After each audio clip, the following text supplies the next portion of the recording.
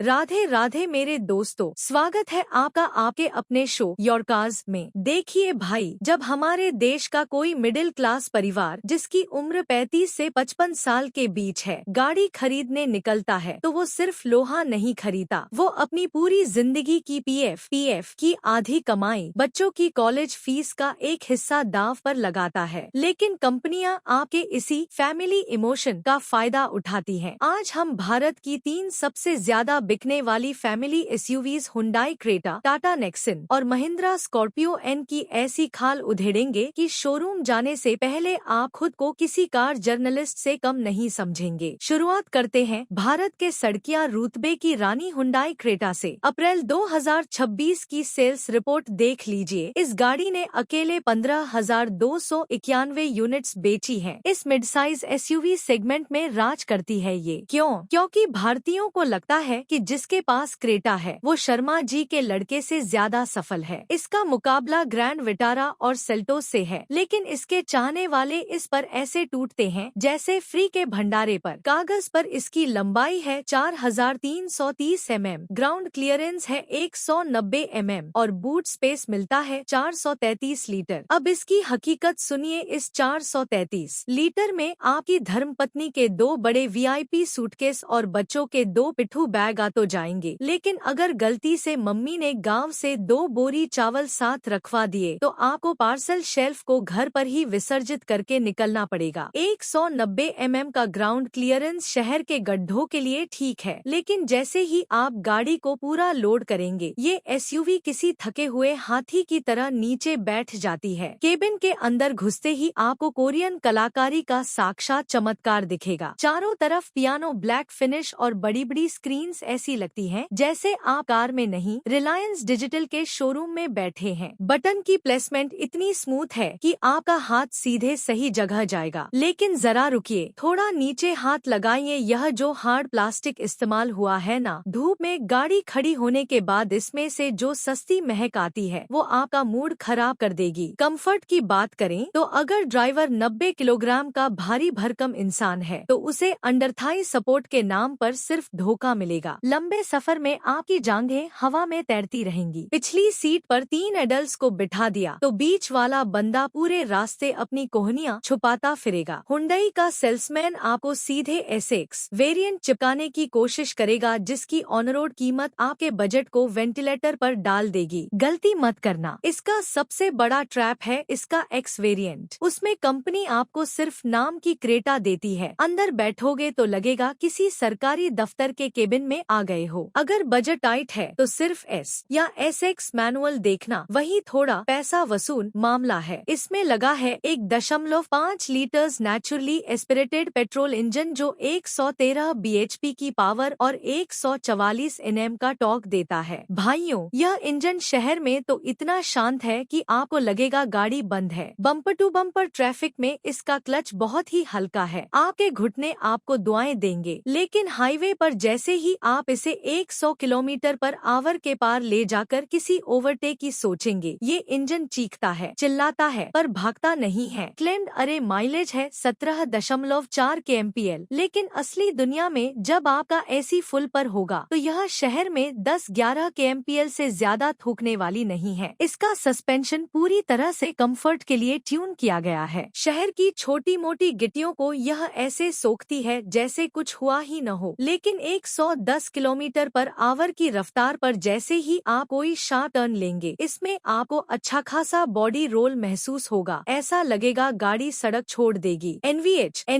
Levels इसके लाजवाब हैं। बाहर का कुत्ता भी भौंकेगा तो अंदर आवाज नहीं आएगी। सेफ्टी कागज पर आपको 6 एयरबैग्स, एबीएस, ईबीडी सब स्टैंडर्ड दे दिया है, लेकिन क्रैश टेस्ट की बात आते ही हुंडई के पैर कांपने लगते हैं। इसका पुराना प्लेटफॉर्म मुश्किल से 3 स्टार ला पाया था। हालांकि कंपनी का दावा है कि नए वाले में सुधार है, पर असली मजबूती तो टाटा और महिंद्रा के लोहे में ही है। ओनरशिप की बात करें तो सालाना मेंटेनेंस खर्च 7,000 से 8,000 आता है। रीसेल वैल्यू इसकी सोने जैसी है। मार्केट में क्रेटा का नाम लेते ही खरीदार नकदी लेकर खड़े हो जाते हैं। लेकिन रुकिए, क्या आप जानते हैं कि लिस्ट की जो अगली गाड़ी है उसने अप्रैल 2026 में 18,126 यूनिट्स बेचकर अपनी ही कंपनी कंपनी की छोटी गाड़ी को पछाड़ दिया है। लोग इसे देश का लोहा कहते हैं, लेकिन इसके केबिन में एक ऐसा घटिया एर्गोनॉमिक्स डिफेक्ट है जिसके कारण गाड़ी चलाते समय आपका बायां पैर हमेशा एक अजीब जगह टकराता रहता है। कौन सी है वो गाड़ी? अगले 2 मिनट में इसका पर्दाफाश करूंगी। जी हाँ, हम बात कर रहे हैं टाटा नेक्सन की। अप्रैल 2026 में 18,126 यूनिट्स के साथ यह देश की सबसे पसंदीदा कॉम्पैक्ट एसयूवीज में से एक है। इसकी पोजीशनिंग सीधे मारुति ब्रेजा और किया सोनेट के खिलाफ है। लोग इसे सिर्फ एक वजह से खरीदते हैं, टाटा का सुरक्षित लोहा। लेंथ है इसकी 3,995 mm। टैक्स बचाने के लिए सब 4 मीटर की मजबूरी। ग्राउंड क्लियरेंस है एक नंबर 208 mm। भारत का कोई भी गटर या स्पीड ब्रेकर इसका कुछ नहीं बिगाड़ सकता। बूट स्पेस है 382 लीटर। प्रैक्टिकल एग्जाम्पल दूं तो अगर आप अपनी सास और साले को स्टेशन छोड़ने जा रहे हैं तो 2 बड़े सूटकेस रखने के बाद आपको उनके छोटे बैग्स को पिछली सीट पर उनके पैरों के पास ही ठूसना पड़ेगा। अंदर बैठते ही आपको मिलेगा 2 स्पोक स्टीयरिंग व्हील जिसके बीच में टाटा का लोगो जगमगाता है। स्क्रीन इतनी बड़ी है कि मन करता है नेटफ्लिक्स चलाकर सो जाओ। लेकिन अब सुनिए असली कड़वा सच। इसके टच बेस्ड एसी कंट्रोल्स इतने घटिया है कि गाड़ी चलाते समय अगर आप बिना देखे एसी कम करना चाहेंगे तो गलती से हजार्ड लाइट ऑन हो जाएगी। एर्गोनॉमिक्स के नाम पर टाटा के इंजीनियर्स ने जो रायता फैलाया है। ड्राइवर का बायां पैर डेड पेडल पर रखते वक्त हमेशा सेंटर कंसोल के नुकीले प्लास्टिक से छिल जाता है। अगर आपका वजन 90 किलोग्राम है तो इसकी बकेट सीटें आपकी पीठ को कसकर पकड़ तो लेंगी, लेकिन अंडर थाई सपोर्ट की कमी के कारण लॉन्ग ड्राइव पर आपकी पिंडलियों में दर्द होना तय है। टाटा ने इसके इतने वेरिएंट्स बना दिए हैं, स्मार्ट, प्योर, क्रिएटिव, फियरलेस, कि खुद सेल्समैन भी कंफ्यूज हो जाता है। सेल्समैन आपको कहेगा कि सर क्रिएटिव प्लस ले लो, गलती मत करना। इसका सबसे बड़ा ट्रैप है स्मार्ट वेरिएंट, जिसमें खिड़कियां भी आपको हाथ से घुमानी पड़ सकती हैं और चेहरा देखने के लिए भी शीशा नहीं मिलता। नेक्सन लेनी है तो सिर्फ प्योर एस या क्रिएटिव वेरिएंट देखना, जिसमें सनरूफ भी मिल जाता है और जेब भी नहीं फटती। इसमें मिलता है 1.2 litres 3 cylinder turbo petrol Revotron engine जो देता है 118 bhp की पावर और 170 Nm का टॉर्क। चूंकि ये 3 सिलेंडर इंजन है, सुबह जब आप गाड़ी स्टार्ट करेंगे तो केबिन ऐसे कांपता है जैसे उसे मलेरिया का बुखार आया हो। ट्रैफिक में इसका क्लच थोड़ा स्पंजी महसूस होता है, यानी कब छूटेगा और कब पकड़ेगा इसका अंदाजा लगाने में आपको हफ्ता लग जाएगा। रियल वर्ल्ड माइलेज हाईवे पर यह आपको 15-16 kmpl दे देगी, लेकिन शहर के ट्रैफिक में यह सीधे गिरकर 10-11 kmpl पर आ जाती है। इस गाड़ी की सबसे बड़ी ताकत है इसकी highway handling. 120 kilometre per hour पर भी यह सड़क से ऐसे चिपक कर चलती है जैसे फेविकोल का जोड़ हो। सस्पेंशन थोड़ा स्टिफ कड़ा है, जिससे शहर के धीमे गड्ढों में आपको थड़-थड़ की आवाज सुनाई देगी, लेकिन हाईवे पर आपको गजब का कॉन्फिडेंस मिलेगा। एनवीएच लेवल्स इसके ठीक हैं, लेकिन 3 सिलेंडर इंजन की वो करारी आवाज 3000 रेवोल्यूशंस पर मिनट के बाद केबिन में साफ गूंजती है। यहाँ टाटा सीना तान कर खड़ा हो सकता है। 5 स्टार ग्लोबल NCAP रेटिंग। इसकी चादर इतनी मजबूत है कि अगर कोई बाइक वाला पीछे से ठोक दे तो नुकसान बाइक वाले का ही होता है। लेकिन ओनरशिप कॉस्ट की बात करें तो टाटा का सर्विस नेटवर्क आज भी एक जुआ है। किसी दिन आपको बेहतरीन सर्विस मिलेगी तो किसी दिन आपकी गाड़ी बिना धुले वापस आ जाएगी। सालाना मेंटेनेंस खर्च लगभग 6,000 से 7,000 आता है और रीसेल वैल्यू मार्केट में बहुत ही शानदार है। लेकिन अब वक्त आ गया है उस असली दानव का, जिसकी बुकिंग करने के बाद लोग अपने बच्चों की शादी की प्लानिंग पहले कर लेते हैं और गाड़ी की डिलीवरी बाद में आती है। एक ऐसी गाड़ी जिसे हमारे देश में सड़क का गुंडा कहा जाता है। उस गाड़ी के बेस वेरिएंट में महिंद्रा ने एक ऐसा खेल खेला है कि आप 14 लाख खर्च करके भी अंदर से खुद को गरीब महसूस करेंगे। कौन सा है वो वेरिएंट ट्रैप? अगले 2 मिनट में कच्चा चिट्ठा खोलती हूँ। स्वागत कीजिए सड़क के डैडी का, महिंद्रा स्कॉर्पियो एन। अप्रैल 2026 में स्कॉर्पियो क्लासिक और एन को मिलाकर महिंद्रा ने 14,719 यूनिट्स बेची हैं। इसकी पोजीशनिंग ऐसी है कि इसके सामने फॉर्च्यूनर वाले भी साइड से निकलने में अपनी भलाई समझते हैं। यह उन पिताओं के लिए है जिन्हें समाज में अपना खौफ, मेरा मतलब है रुतबा, दिखाना है। लंबाई है इसकी 4,662 mm। ग्राउंड क्लियरेंस है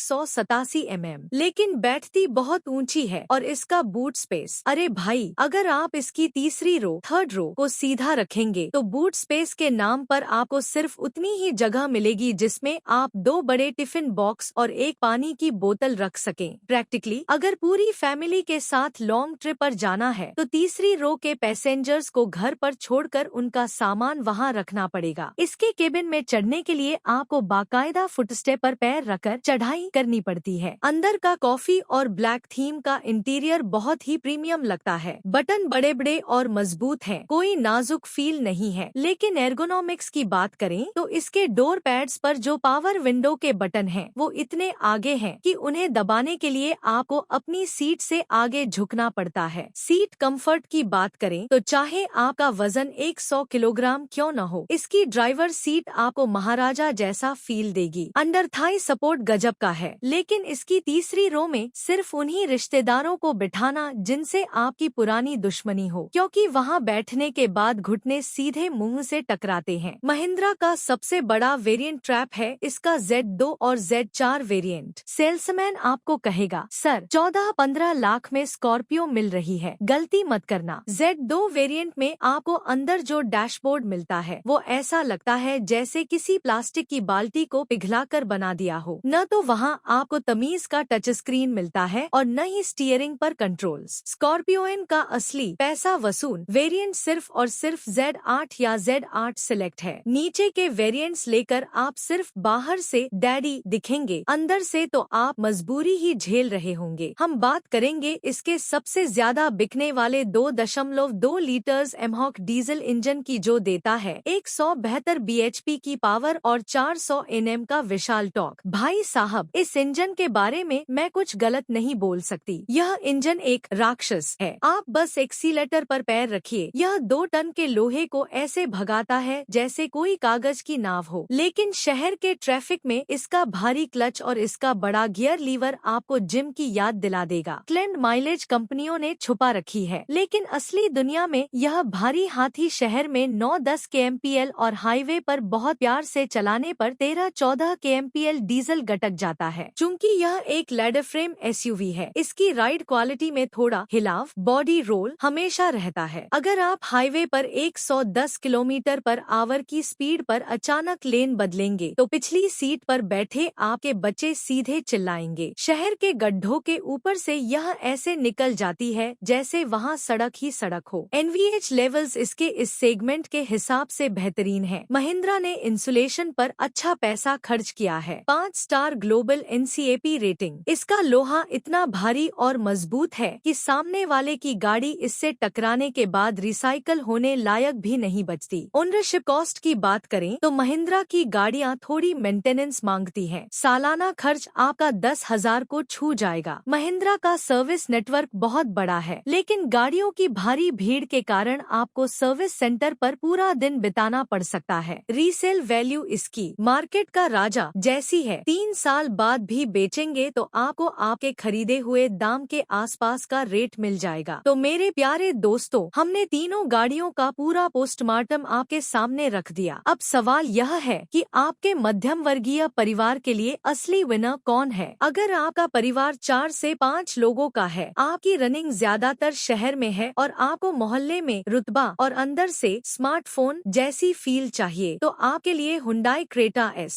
सबसे बेस्ट पैकेज है। अगर आपका बजट थोड़ा टाइट है, आपके लिए फैमिली सेफ्टी सबसे पहली प्राथमिकता है और आप शहर और हाईवे दोनों जगह एक बैलेंस्ड गाड़ी चाहते हैं, तो आंख बंद करके टाटा नेक्सन क्रिएटिव ले लीजिए। लेकिन अगर आपका बजट 20 लाख के आसपास जा सकता है, आपको एक ऐसी गाड़ी चाहिए जो आपके पूरे खानदान में आपकी धक जमा दे, जिसका इंजन अमर हो और जिसके सामने कोई आने की हिम्मत न करे, तो इस सेगमेंट का असली शहंशाह आज भी महिंद्रा स्कॉर्पियो Z8 ही है। अब आप मुझे नीचे कमेंट्स में ये लिखकर बताइए, आप अपनी मेहनत की गाढ़ी कमाई किस पर लुटाने वाले हैं? कोरियन स्क्रीन्स पर, टाटा के लोहे पर या महिंद्रा के रुतबे पर? नीचे कमेंट्स में आग लगा दीजिए, मैं हर एक कमेंट का खुद जवाब दूंगी। वीडियो को अपने उस दोस्त या रिश्तेदार को जरूर व्हाट्सएप कर देना जो नई SUV लेने की सोच रहा है और कंपनियों के जाल में फंसने वाला है। चैनल को सब्सक्राइब कर लीजिए, क्योंकि सब्सक्राइब करना बिल्कुल मुफ्त है, लेकिन यह आपकी जेब के लाखों रुपए बचा सकता है। सेफ रहे, सही चुने। जय हिंद।